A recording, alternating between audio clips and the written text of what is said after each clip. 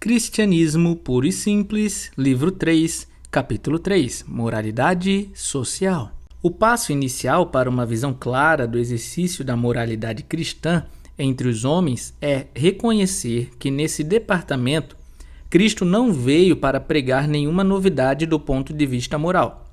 A regra de ouro do Novo Testamento, faça com os outros o que gostaria que fizessem com você, é o resumo do que todas as pessoas, no fundo, sempre souberam ser o certo. Os grandes mestres da moral nunca introduzem morais novas. São os charlatões que fazem isso. Como o Dr. Johnson disse certa vez, bem mais frequentemente as pessoas precisam ser relembradas que instruídas. A verdadeira missão de todo mestre de moral é insistir em nos trazer de volta, de tempos em tempos, para os bons e velhos princípios que todos nós desejássemos muito perder de vista. É como conduzir um cavalo sempre de volta à cerca que ele se recusou a pular, ou trazer a criança sempre de volta à parte da lição da qual ela desejava fugir. O segundo ponto que precisa ficar claro é que o cristianismo não tem e não professa ter um programa político detalhado para aplicar o faça com os outros o que gostaria que fizessem com você a uma sociedade específica em um momento particular. Nem poderia ter. Ele vale para todos os seres humanos de todos os tempos, e o programa específico que se adequasse ao lugar e tempo não se adequaria a outro. Além do mais, não é assim que o cristianismo funciona.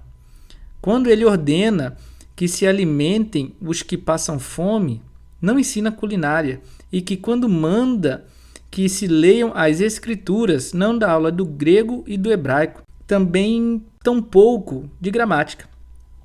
O cristianismo nunca teve a intenção de substituir ou suplantar as artes e as ciências humanas comuns. Antes, assume a função de um diretor, que atribui a tarefa certa a cada um, e uma fonte de energia que oferece vida nova a cada um, desde que este se coloque à sua disposição. As pessoas dizem que é a igreja que deve assumir a liderança, entre aspas, mas isso só será verdade se for encarado da maneira certa. Do contrário, não será verdade. Por igreja, talvez queiram dizer todo o corpo de cristãos praticantes.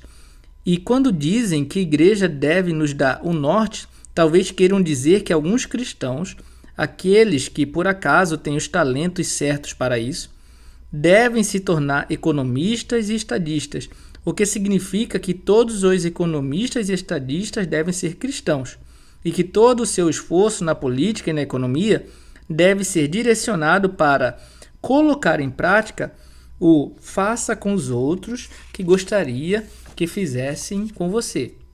Se isso ocorresse, e se estivéssemos realmente dispostos a assumir isso, então deveríamos achar a solução cristã para nossos problemas sociais num piscar de olhos. Mas é claro que, quando as pessoas pedem à igreja que lhes dê um norte, a maioria delas quer dizer que deseja que o clero estabeleça um programa político, o que seria patético. Os clérigos são aquelas pessoas especiais dentro da igreja que foram treinadas e separadas para cuidar do que nos diz respeito enquanto criaturas que viverão eternamente. Contudo, estamos pedindo que eles façam um trabalho bem diferente para o qual não foram treinados. Na verdade, esse papel é nosso, dos leigos. A aplicação dos princípios cristãos, digamos, ao sindicalismo ou à educação, deve vir dos sindicalistas e educadores cristãos, da mesma maneira que a literatura cristã vem de romancistas e dramaturgos cristãos, e não da bancada de bispos que se juntam para tentar escrever peças e romances nas horas vagas. Da mesma forma, o Novo Testamento nos dá um indício bastante claro, sem entrar em detalhes, de como seria uma sociedade inteiramente cristã. talvez ele nos dê mais do que possamos suportar. Ele nos diz que não devem existir passageiros clandestinos ou parasitas. Se uma pessoa não trabalhar, não deve comer. Todos devem trabalhar com as próprias mãos. E é mais importante, o trabalho de todos deve produzir algo bom. Isto é, não deve gerar produtos de luxos tolos e, em seguida, propagandas ainda mais tolas para nos persuadir a comprar tais produtos.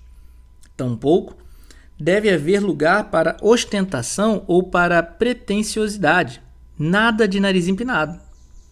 Até aí, uma sociedade cristã seria o que atualmente se denomina de esquerda, entre aspas. Por outro lado, o Novo Testamento estará sempre insistindo na obediência. A obediência de todos nós a magistrados nomeados de forma apropriada, das crianças aos pais e das esposas aos maridos. Acrescente-se a isso o fato de que a sociedade deve ser alegre, uma comunidade cheia de cantoria e regozijo, e que encara a preocupação e a ansiedade como um erro. A cordialidade é uma das virtudes cristãs, e o Novo Testamento abomina o que chama de pessoas intrometidas. Se houvesse tal sociedade e fôssemos visitá-la, penso que voltaríamos com uma impressão curiosa. Sentiríamos que a vida econômica lá é bem socialista e, nesse sentido, entre aspas, avançada. Mas que, para compensar sua vida familiar e seu código de comportamento, parecem bem à moda antiga. Quem sabe até haveríamos como uma sociedade cerimoniosa e aristocrática. Todos nós apreciaríamos partes dela, mas temo que bem pouco a apreciaríamos por inteiro. É exatamente isso que se esperaria se o cristianismo fosse o plano completo para a máquina humana. Todos nós nos afastamos desse plano completo de diferentes maneiras, e cada um de nós deseja substituir o plano original por seu próprio plano. Você vai deparar com isso diversas vezes com relação a qualquer coisa que seja realmente cristã. Cada um é atraído por uma parte e deseja extrair só este aspecto, abandonando o resto. Eis porque nunca avançamos muito, e eis porque pessoas que estão lutando por coisas bastante opostas podem ambas dizer que estão lutando pelo cristianismo. Passemos agora a outra questão. Há um conselho que nos foi legado pelos gregos pagãos da Antiguidade, pelos judeus do Antigo Testamento e pelos mestres cristãos da Idade Média, mas que foi inteiramente desprezado pelo sistema econômico moderno. Todos eles nos disseram para não emprestarmos dinheiro a juros. E emprestar dinheiro a juros, o que chamamos de investimento, é a base de todo o nosso sistema. Mas pode ser que isso não implique que estejamos errados. Alguns dizem que quando Moisés, Aristóteles e os cristãos concordaram em proibir os juros, ou como eles chamavam de usura, eles não poderiam prever as sociedades anônimas e que estavam pensando apenas naquele que empresta dinheiro de forma privada. Portanto, não precisaríamos nos preocupar com o que eles disseram. Não me cabe responder essa questão. Não sou economista e simplesmente não sei se o sistema de investimentos é responsável pelo estado em que estamos. E é aqui que um economista cristão vem bem a calhar. Mas eu não seria muito honesto se omitisse o fato de que 3 grandes civilizações concordaram, ou assim parece à primeira vista, em condenar precisamente aquilo em que baseamos toda a nossa vida. Mais um ponto e encerro. Na passagem em que o Novo Testamento diz que todos devem trabalhar, a justificativa é para ter algo a dar aos necessitados. Caridade, dar aos pobres. é uma parte essencial da moralidade cristã. Na parábola amedrontadora das ovelhas e dos bodes, esse parece ser o ponto-chave em que tudo mais está baseado. Certas pessoas têm dito que a caridade deveria ser desnecessária e que, em vez de doar aos pobres, deveríamos estar trabalhando por uma sociedade em que não houvesse pobres a quem doar.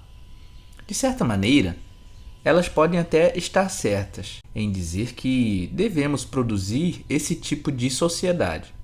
Mas, se alguém pensa que nesse meio tempo pode parar de fazer doações, rompe, assim, com toda a moralidade cristã. Não creio que devemos definir o quanto se deve dar. Temos que ter a única regra segura é dar mais do que nos sobra. Em outras palavras, se o nosso gasto com conforto, luxos, diversões, etc., estiver no mesmo patamar daqueles que têm o mesmo ganho que nós, provavelmente estamos doando bem pouco. Se nossa caridade não nos pesar ao menos um pouco, então diria que está pequena demais. Deveria haver coisas que desejaríamos fazer e não podemos porque nosso gasto com a caridade as impossibilita. Por enquanto, estou falando de caridade, entre aspas, no sentido comum da palavra. Casos particulares de necessidades entre os próprios parentes, amigos, vizinhos ou funcionários dos quais Deus, por assim dizer, nos força a tomar conhecimento, poderão demandar muito mais, ao ponto de enfraquecer ou pôr em risco nossa própria situação. Para muitos de nós, o grande obstáculo à caridade não está em nosso estilo de vida luxuoso ou em desejar mais dinheiro, mas sim em nosso medo da insegurança. Saiba que isso quase sempre é uma tentação.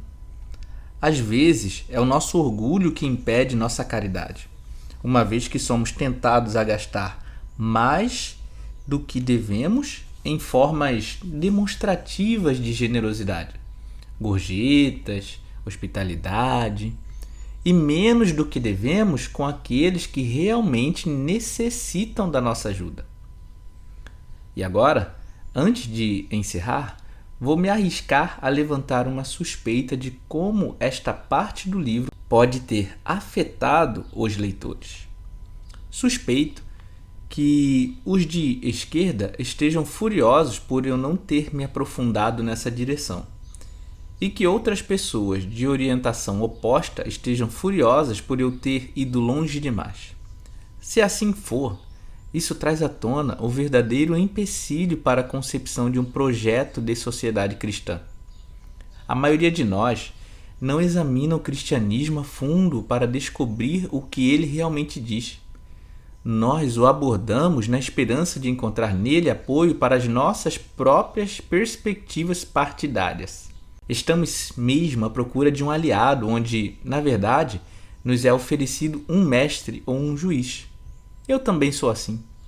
Há trechos dessa sessão que eu gostaria muito de deixar de fora, e esse é o motivo pelo qual tais conversas não resultarão em nada a menos que percorramos um caminho bem mais longo. Uma sociedade cristã não despontará enquanto a maioria de nós não desejar realmente, e não vamos desejá-la enquanto não nos tornarmos cristãos de verdade. Eu poderia ficar repetindo a frase: faça com os outros o que gostaria que fizessem com você, até cansar.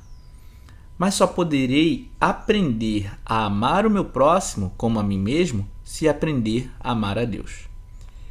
E só poderei amar a Deus se aprender a obedecer-lhe. E assim, como eu o já havia alertado, somos conduzidos a níveis mais profundos, levados de questões sociais para questões religiosas, pois devagar se vai longe.